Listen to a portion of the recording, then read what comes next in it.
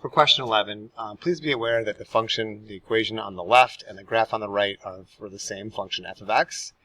And we just want to know if f of negative 1 exists. So I can either look at this equation and see right here that there is an equal sign for negative 1. So I absolutely can plug negative 1 into this function and figure out that yes, f of negative 1 exists. The answer is 0. Or I can look at the graph itself and see that at negative 1 the hole is filled in and the y value of that hole is 0. You didn't have to give the value of it, but I just thought I'd clarify that on the key.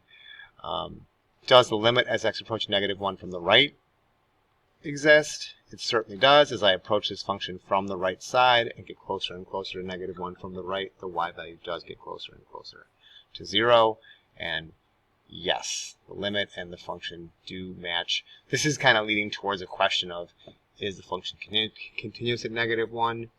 I don't really want to talk about continuity at an endpoint necessarily, but if you're wondering, like, by this book's definition, those would be considered continuous at negative 1, since the limit and the function exist in all ways that make sense for this specific function. That's not something I'll ask you about. I will not ask about continuity at an endpoint.